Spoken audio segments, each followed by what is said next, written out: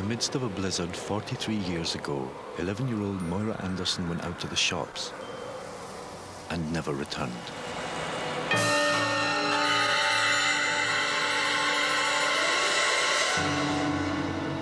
How could a young girl just vanish? Who was to blame? Where is she? Questions that still trouble these mourners in Moira Anderson's hometown of Coatbridge on the outskirts of Glasgow.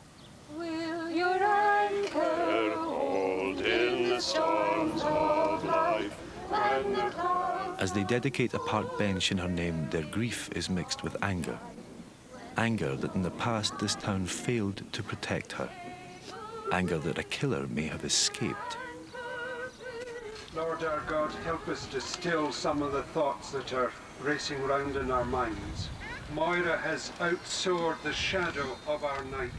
Moira's sister Janet has flown from her home in Australia to be part of this dedication ceremony. For my parents, it was a living nightmare, never knowing what happened. Like a death sentence in many ways.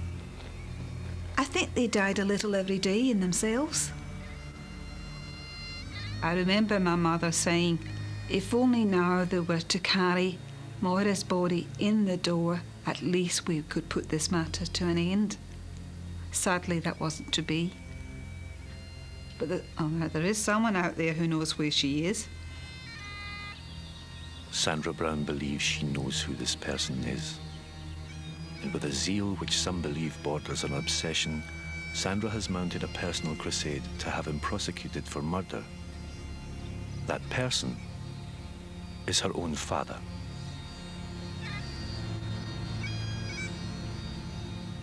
I think with my dad, he's played cat and mouse so often with the police. He really thinks he has outwitted them all and the passage of time is on his side.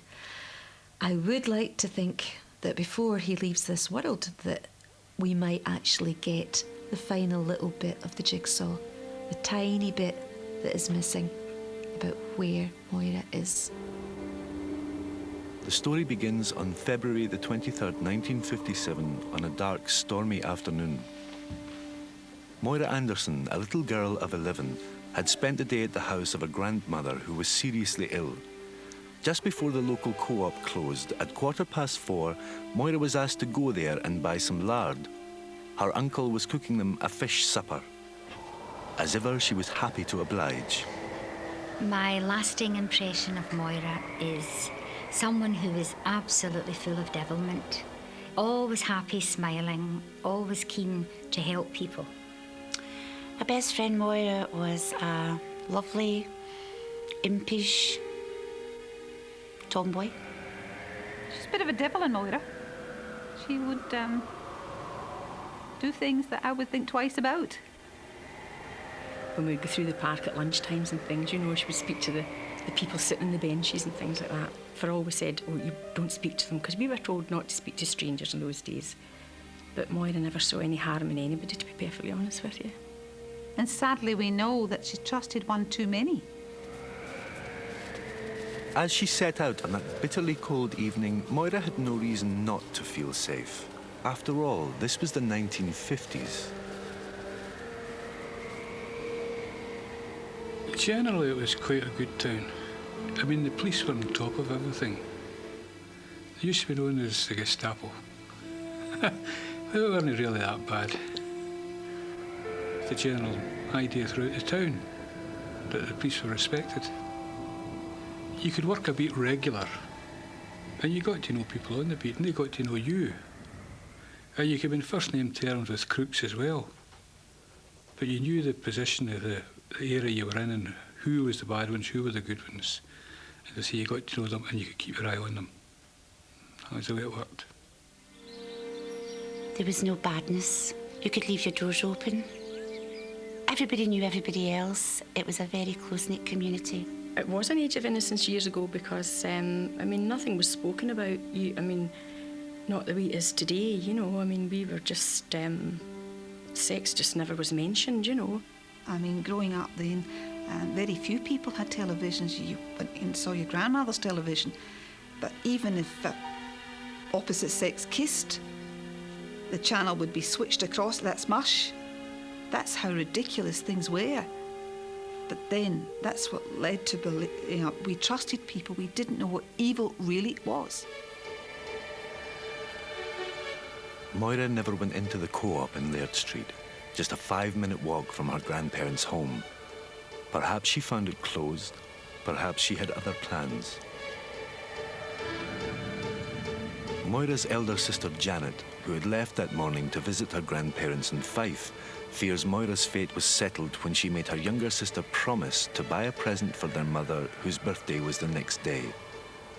Last words was, I said, don't forget to buy Mum her black magic chocolate. And Moira just said, Cheerio, have a nice holiday, I'll organise it, don't worry. The nearest shops, other than the co-op, were in the town centre. The quickest way for Moira to get there was to walk down the road past her own home and catch a bus from just around the corner.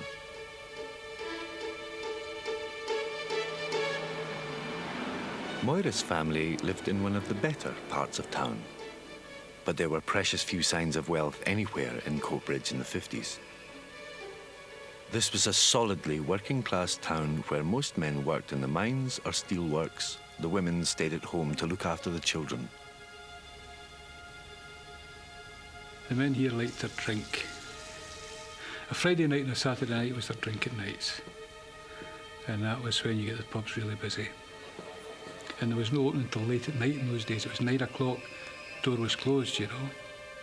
And you had to go in normally and clear the pubs because they were too fond of drinking to leave any.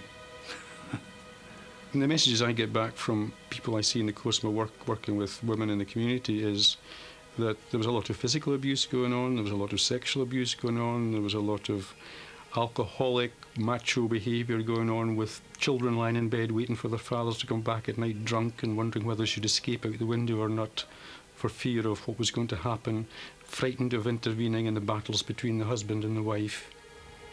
I'm not saying every household was the same. I'm saying there may well indeed be parts of the town, parts of the area, which were that kind of idyllic bit of the past, but alongside that was certainly a lot of deprivation and a lot of abuse. This was part of a hidden culture no one talked about, no one even wanted to know about. Moira was almost certainly unaware of the danger, yet one of her closest friends was a victim. I was being sexually abused for 2 years.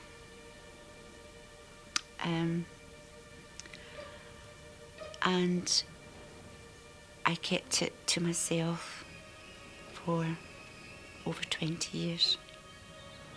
I had been interfered with by a respectable member of the community, a churchgoer, who told me to keep the secrets, and I kept the secret. You know, though I hadn't done anything wrong, I felt ashamed. I felt dirty. I felt, will they believe me?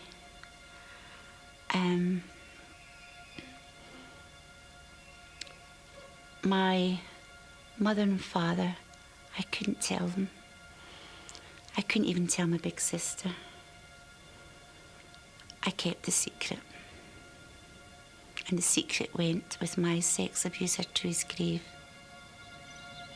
It's surprising that often the people who come across as the most righteous are the ones themselves who are the perpetrators. And if children raised it, then they were told they were telling lies, they were making up stories about people, they were saying that, you know, Uncle such and such couldn't do that, he's a nice man. Moira seems to have arrived safely at the bus stop. A woman living opposite saw a girl wearing a pixie hat waiting for a bus. The girl appeared to drop something, perhaps her money, and search in the snow before checking her pockets.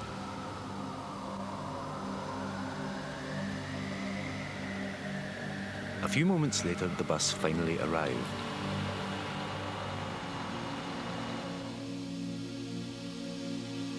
Mrs. Chalmers, the wife of a policeman, recognised Moira and saw her walk down to the front of the bus.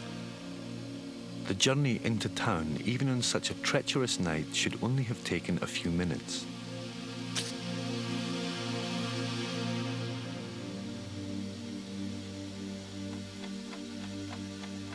As the minutes, then hours passed, Moira's uncle's dismay about supper being delayed turned to anger, then alarm. Later that night, Moira's father, Andrew, came to collect his daughter. He was horrified to find she wasn't there. Mr. Anderson scoured the streets for any sign of his daughter.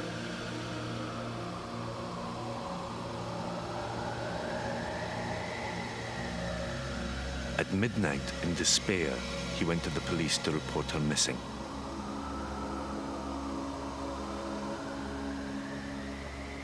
We searched the Dunbeth Park area, which at that time was much more wooded around the edges than it is today.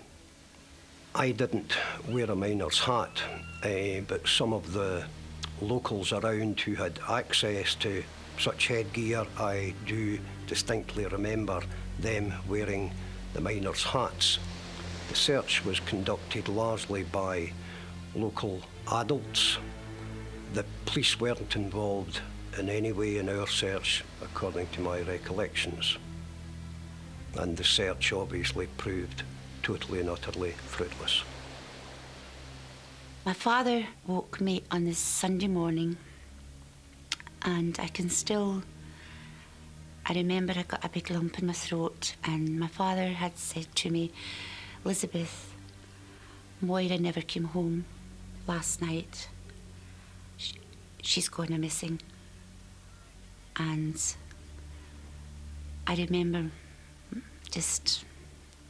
I don't know, it's very hard to describe. You couldn't take it in that your pal, who you'd seen yesterday, who was just 11 years of age, had gone missing, and where was she?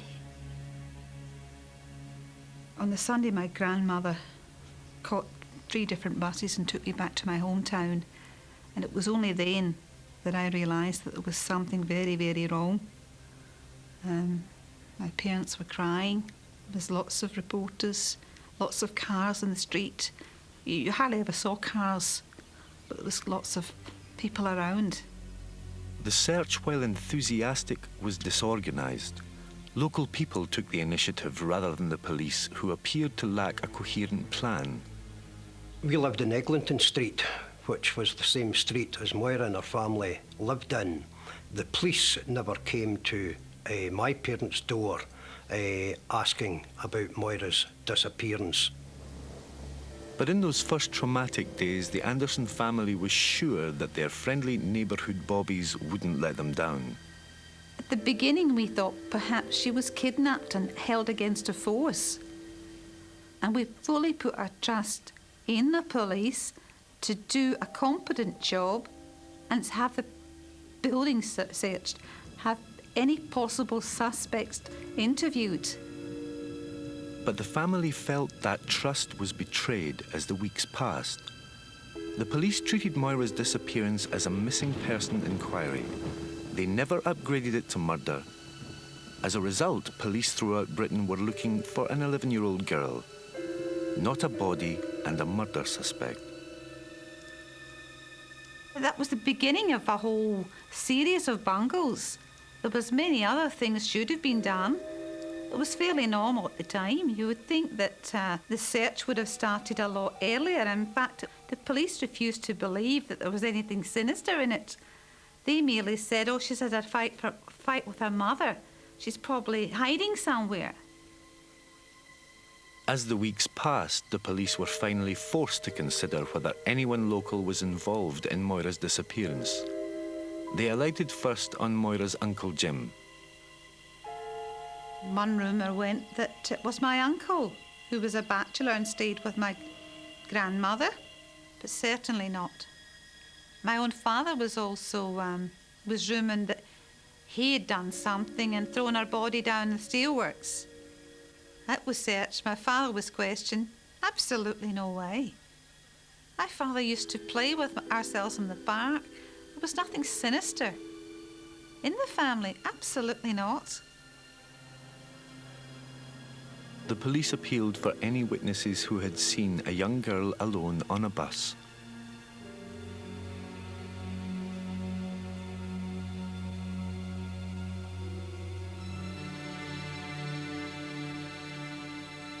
But Agnes Smith remains astonished by the treatment she received from the police in 1957. Where I phoned the police that the child was on the bus, and they just said there was no child on the bus. I felt like saying, well, they make me out a liar sort of thing. You can't argue with the police. So that was it. I didn't hear any more. In 1957, the police made inquiries at Baxter's, the local bus company. But the original police file suggests these amounted to a cursory chat. The police never suspected anyone at Baxter's, as people in uniform were considered respectable. In the 1950s, the police trusted drivers. They travelled free on the buses, had gone to the same schools and drank in the same pubs. The police at that time were friendly with all the bus crews. There wasn't much investigation because nobody in Baxter's was interviewed. The conductor was the very first person they should have went to. Because, I mean, she saw the girl. If the police had been less friendly with Baxter's staff, they might have detected that behind the company's respectable 1950s facade lay a quite different world. It was very good. We had good harmony, it was a good crowd. We all had a good laugh. It was a really good job, thoroughly enjoyed it. I had a good social life. We went for a summer outing. Oh, yes, we did have a good time, yeah. Well, they had a choice of getting quite nice girls, you know. You saw them more than what you saw your wife. So therefore, well, you know, you got quite close to them, you know. There was affairs going on, but they were so discreet in Baxter's because most of the drivers were married, you know. You got used to his ways, and he got used to your ways, and that's where we all worked from. But no, you're no one here too much. No, I wouldn't offend them to be starting to talk. No, about that, no. But there was a few, quite a few.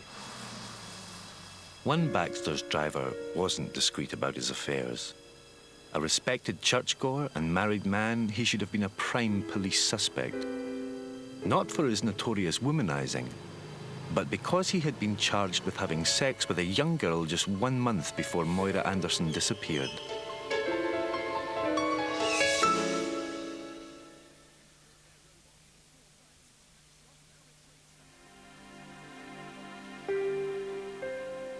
"25 years passed, and the Moira Anderson mystery faded from memory. Sandra Brown, who was brought up close to Moira's home in Coatbridge, was married with 2 young children and living an idyllic life, teaching in the Scottish countryside. But a chance encounter with a former neighbour who remembered her father driving for Baxter's buses changed Sandra's life. She said, yes, I remember you, Sandra. Your dad was a big, tall, dark, handsome, big bus driver. Small black car. Yes, that's right. And she actually explained that he'd gone to prison for the rape of a young girl. And obviously I was very devastated at this. But suddenly it made sense to me, the period of my life where my father had gone off the scene when I was very young. You know, in early 1957. And I thought, this makes a lot of sense. And I was told he was in hospital. Her mother reluctantly confirmed that her father had been sent to jail for 18 months in April 1957 for having sex with a 13-year-old girl. But what really I found very hard to understand was that my mum regarded the little girl as a sort of Lolita, and she said, but the judge at the time, I mean, he thought this girl was a little tart. And I was trying to say, but Mum, my dad would be 36, and this child was only 12 or 13. How can it possibly have been her fault? This sudden revelation made Sandra question her own relationship with her father. When I was little, he was very, very fond of me. But when I got to about 5, there were things that happened that I wasn't comfortable with. You know, I would be twirled upside down, and I began to feel uncomfortable because I felt that what was being stared at was my knickers, basically. Sandra recalled that even as an innocent 7-year-old, she had felt uneasy about her father's behaviour towards their young babysitter. Hey, do you like aeroplanes? Huh? Do you want to be an aeroplane? Come on. I'll show you. We would have these inappropriate games where he swung people about and lifted, and he was 6'4". So if he actually physically lifted you up, there was no way a young woman could actually retaliate. So he used his sort of physical strength quite a bit, I think, to intimidate somewhat. But a lot of it was done as a kind of horseplay thing, that you weren't meant to make a fuss. And I was pretty uncomfortable with, you know, the looks that I could sort of perceive him giving this babysitter. I mean, she was a girl who was only 4, 5 years older than myself at the time. There's just something I knew just wasn't right. Sandra remembered her father's unusual familiarity with her childhood friends. There would be occasions when friends were really excited at the idea of going away in someone's car, because a car was such a novelty then, and we would all go off, but I would maybe be sent for sweets or an ice cream, or bring back ice creams for everybody, and I would come back to find that my friends would still be in the car, but the windows would be steamed up, underwear would be lying about, and basically I realised that something was wrong. Once she'd come upon her father trying to lure 2 young girls into his car in Dunbeth Park and had run home to tell her mother. She really wouldn't accept what I was saying, and I kept saying, no, but I'm telling you the truth. She actually banged my head really hard off the front door of the house, and then it was the kind of house that if you went right through, the other door was onto the street, and she sort of ran me right through and banged my head off the back door, and then all the way back through again, just as if I was a bit like a battering ram. And I think it literally was to knock those statements out of my head. And really, she said to me, don't you ever say these things again. Sandra saw little of her father after he ran off with a 21-year-old bus conductress in 1965. He left his wife almost destitute with 3 children. For several years, Sandra put her childhood behind her and got on with her own life.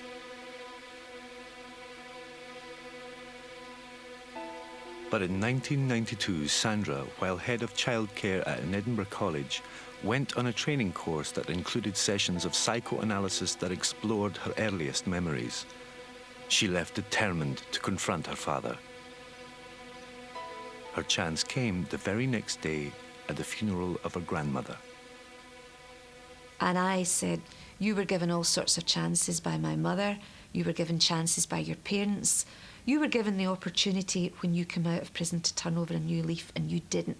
You carried on the womanising, you carried on all sorts of things, and you really gave my mother a life of hell. And then you went off and abandoned us all anyway. And he really felt I was being very hard on him, and he said, no, my parents never forgave me. Your grandfather never forgave me. He never forgave me. And then he said, because of the Moira Anderson thing. He thought it was me that had committed the offence, and it wasn't he. I suddenly realised he was speaking about Moira Anderson, who disappeared from our town in 1957. This was a chilling revelation. Sandra's father, Baxter's bus driver Alec Gartshaw, was considered a murderer by his own father. When Moira Anderson vanished, Gartshaw's father knew his son was about to appear in court for having sexual relations with a 13-year-old girl. Sandra learned her grandfather had even searched his son's home.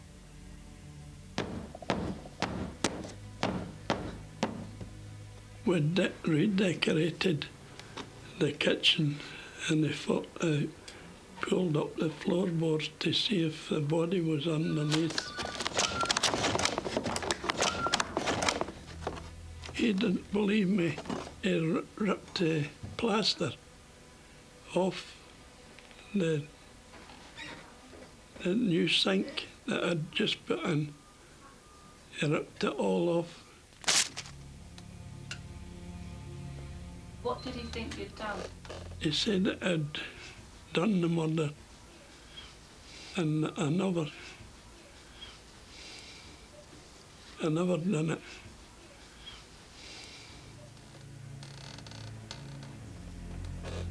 What was you looking for? Your body. See if it was in the house. And I couldn't convince him anymore. Even went down to his house and I says, you think that I've got that body? He says, aye. I said, well, you're no friend of mine. Why did he think that you'd killed Moira? I don't know. Do you think he knew something? Couldn't tell you. Maybe probably Sandra was putting it into his head. But Sandra was 8 years old. I should still learn. Learns quick, you know. But why on earth would your father not forgive you? To do with Moira Anderson? Why would my grandpa even connect you to the Moira Anderson thing that you're talking about? And he said because I was the last person to see Moira. Moira got on my bus. I was the last person to be in her company.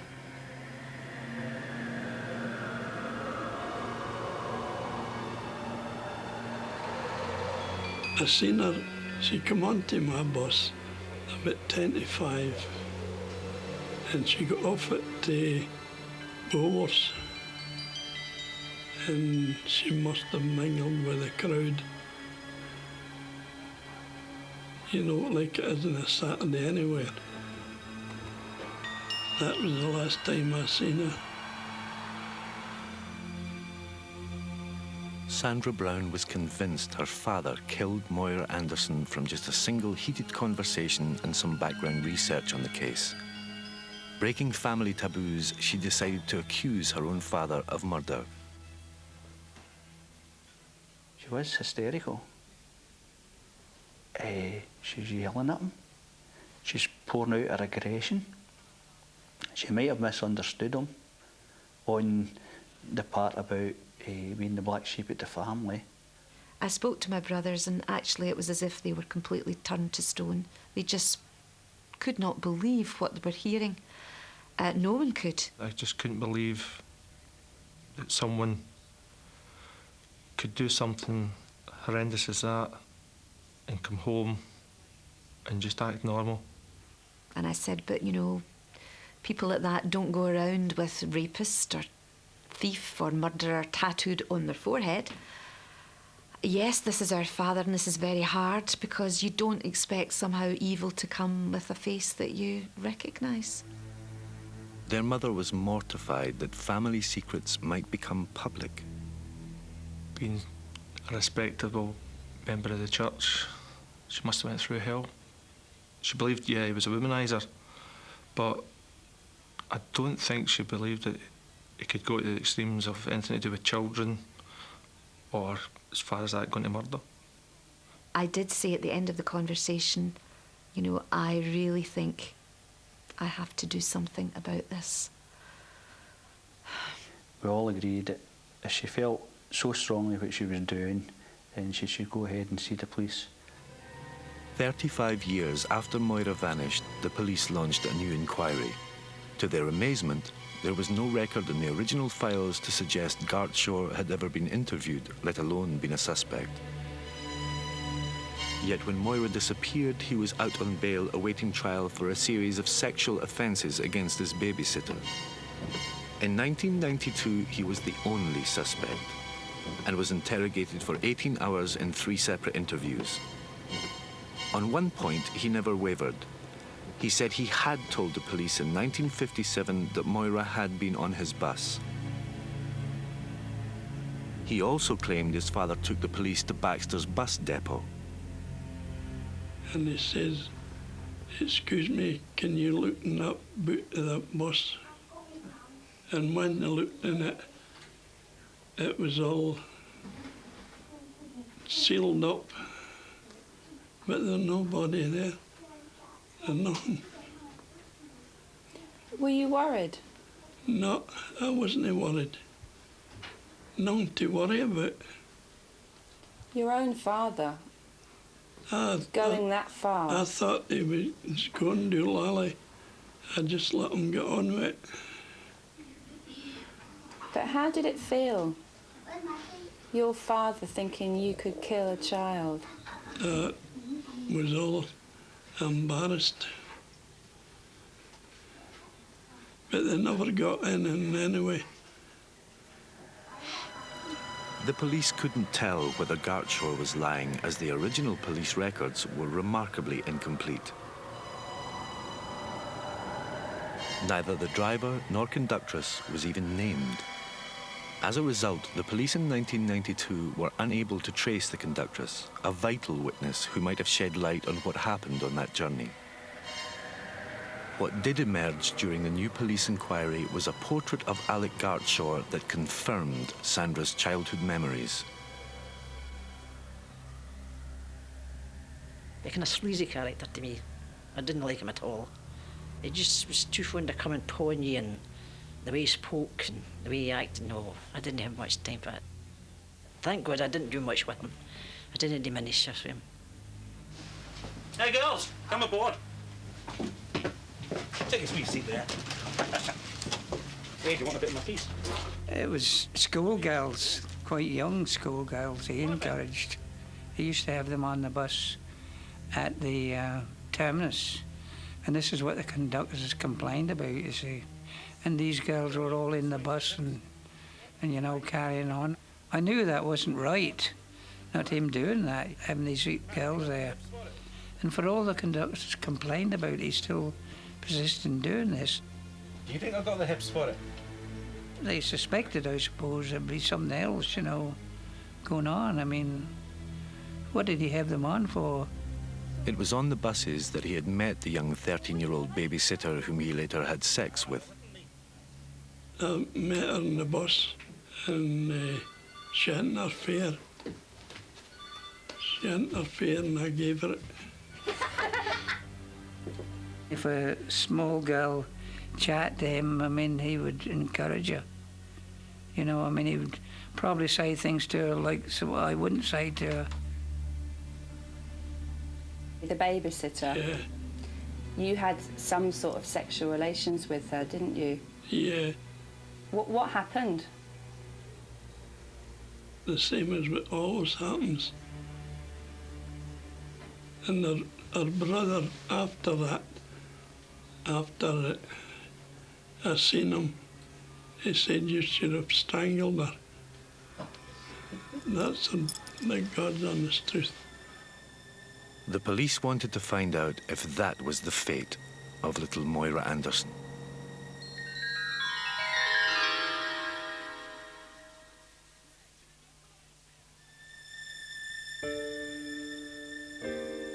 Sandra began searching for other victims of her father's desires.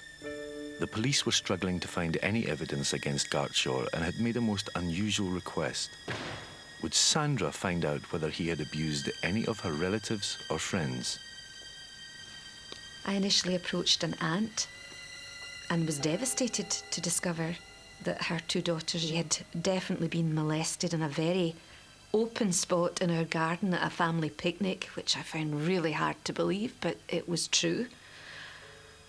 Then I approached another set of cousins. Sandra discovered their terrible secret. A secret both sisters had kept hidden even from each other for more than 30 years. They broke down and confessed her father had sexually abused them over several years when they were young. Again, her father's shiny black car had played a role. I mean, nobody had a car. It was just this lovely wee black car. And he's saying to you, I'll take you for a run to the lochs, for instance, and you're saying, oh, that's lovely. And you think this is great, and you're getting a sweetie. And then his hands gradually coming round maybe your legs and your arms, and then you're saying, oh, what is he doing to me, you know? Did you like touching her? I did then. Do you quite like children's bodies? No. But hers was nice. No difference. No difference? No. Between what? Between an old one and a female. No difference between an adult and a child? Yeah. You were so naive and young, you just didn't know what the man was up to. He was sitting in the car one of the days, and he said, sit in the front seat beside us, is in the garage. And that was the day that man damaged me. He put his fingers right up inside me and hurt me and bled me, and I was so scared. But I couldn't get out of it after that. I never went the whole hog with her. Why not? She was very friendly to me, and that's why, one of the reasons why I never went the whole hog with her. Was it hard to stop yourself? Yeah, it was then. How did you manage it? Oh, she said that she had had a few before me, but she never told me till after. But she was 7, wasn't she? No. She was. 7? Yeah. No. Hey, lassie. The younger sister Margaret was also enticed to Gartshore's car. Here, hold that. This particular day, had the bonnet up and was tinkering about with something, and the incident happened, and I ran,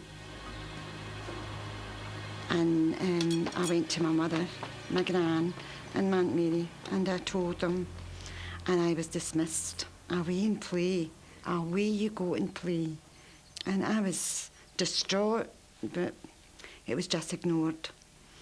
And the abuse went on. It just continued. I could get Margaret now and ask her straight point blank if I sexually interfered with her, and she would say no. I didn't know what it was called. It was hair in trousers. It now has a name.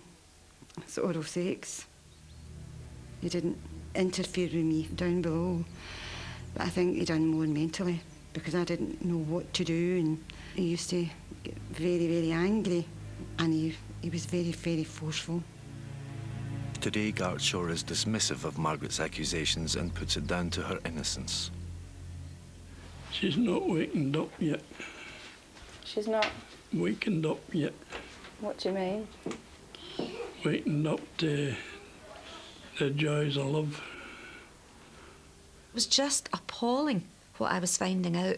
And really, over a period of about 6 months, I began to think, is there any female member of this family that was actually safe around this man? Sandra found her father had tried to molest 2 of her friends. She also found a witness who claimed her dad tried to entice Moira Anderson into his car. We had been playing in the park, and as we went out the park, the little black car was sitting, and he beckoned us over. Hey, Moira! Get over here, I've got something to show you. Because he was the bus driver, he wasn't a stranger to us, because we knew him. Do you want to see my wee man? He was exposing himself, and do you want to play with my man? And it was the first time I'd ever seen a man's private parts. It happened more than once. He was always down. It was quite a regular occurrence. That, well, how people would describe him now is he was a dirty old man. But proving Gartshore was a serial child molester did not prove he murdered Moira Anderson, even if he knew her better than he claimed. Sandra and the police had little to go on except conjecture. But I believe she lost her money in the snow and hoped that my dad could help. I would like to think it wasn't a premeditated thing. I would like to think that this was yet another little girl who couldn't fight off a 6'4" man, and something went very badly wrong. I don't think my father is... Sorry. How could I, when I was driving the bloody bus, how could I, and then parked it up at the correct time, even when it was snowing, thick snow. How could I? In 1993, the police could not answer that question. There was nothing to cast light on Moira's final hours or to challenge Alec Gartshaw's account. The police were surrounded by beliefs, but not evidence.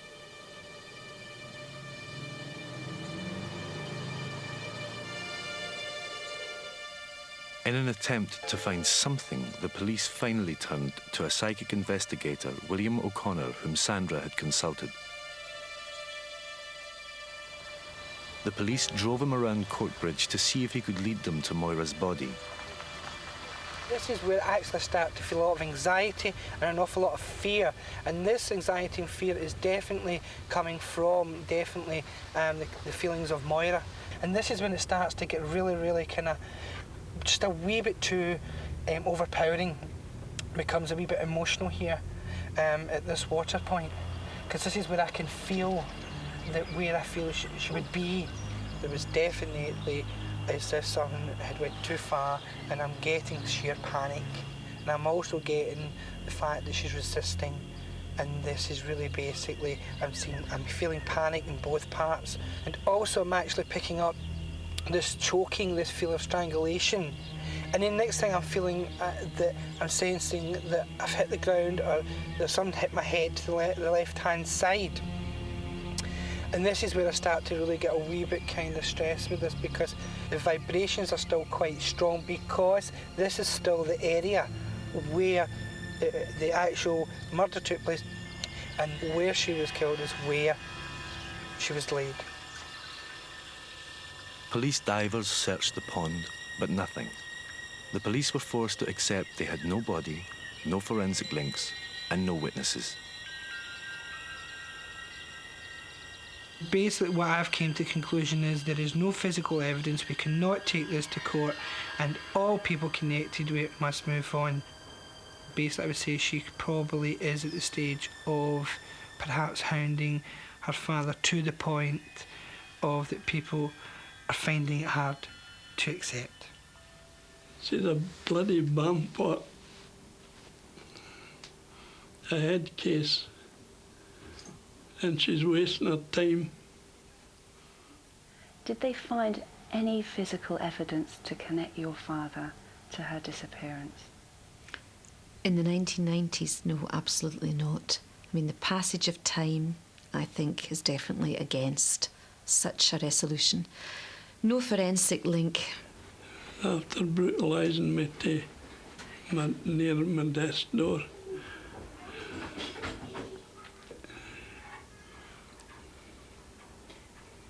I think it's a bloody shame. I told her I had nothing to do with it. And you can go back and tell her I've nothing to do with it. Now knowing what we know about the way paedophiles operate, I'm very clear in my mind that my dad is responsible for that child's demise. So God's above me. And I never had nothing to do with it. In the first place, I'm too chicken-hearted.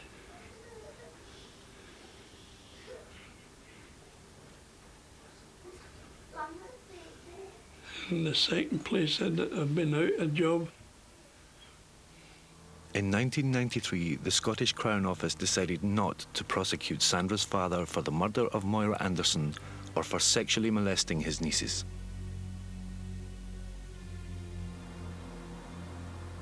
What my cousins and I all felt was that the Scottish legal system really kicked every one of us in the teeth. And our view was, yes, it will always be difficult if you don't have Moira's body. But what about justice for them? Clearly, he has damaged their lives very, very much. Sandra has spent the last 7 years ensuring Moira Anderson is remembered far beyond the boundaries of Courtbridge. She set up a charity, the Moira Anderson Foundation, to help victims of paedophiles gain justice in the courts. But by speaking out so forcefully, she has created bitter divisions in the Gartshore family. As far as I'm concerned, nobody, the police, Sandra, nobody has produced any shred of evidence linking my father with Moira Anderson. Do you think that he is guilty? 90%, yes. But just that wee element of doubt so far. In her journey back into her father's past, Sandra had seen how families in the 1950s were destroyed by the culture of silence that refused to acknowledge sexual abuse. Over 4 decades later, she has seen how a family can be put under intolerable strain when one person chooses to speak out. Some relatives and family members believe it is Sandra who has brought shame on the Gartshore name, not her father. I worked 18 years as a taxi driver in Coatbridge. People know me. People still talk to me in the street, they still wave to me and acknowledge me who we are. And now, when you get an acknowledgement, you come sort of paranoid. Is this person talking about me? Do you know who he is? That's Sandra Gartshore's brother. I don't see it as dragging the family name through the mud at all. It's so unfair for us that we've got to carry the stigma now. And I mean, we didn't instigate this. We didn't ask for it. My friends are my friends or they're not. It's as simple as that. They either like me or they don't like me. It's nothing to do. If they don't like me because of my father, they're not friends. And that's the way I see it. Why do I feel that I'm now serving a prison sentence within my own home, going about my daily work, and feel that people are looking at me? Why should I have this paranoia? We all sit in our own wee houses and you watch the news and you think it's all outside. Then suddenly it comes on your own doorstep and then you think, oh, what can you do about it? And I think she's done absolutely brilliant, yeah. I'm proud of members of my family who've supported me and stood by me. The people who haven't, I'm okay about that because I can understand that. It hasn't changed my feelings about them. Okay, that there's members of the family being abused. It's a lot to deal with that. I shouldn't be punished, or my family shouldn't be punished. Why is my family split up, separated, not talking? I think they're just not ready, you know, to have their comfort zones shaken. And everybody's different. But no, I don't regret doing what I've done. What would you do or say to her if she was here now? I'd shoot her. I would, really. Honestly. For the sake of children, we must speak about them. We've got to protect kids. We must make sure children don't just vanish from our communities. And in Moira's case, never even be upgraded to a murder investigation.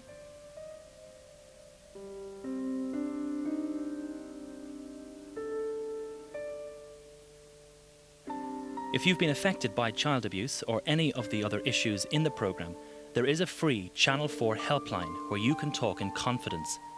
The number to call is 0800 600 444. Lines are open until midnight tonight, from 10:30 a.m. to 9 p.m. tomorrow, and from 1 p.m. to 8 p.m. on Thursday. That's 0800 600 444.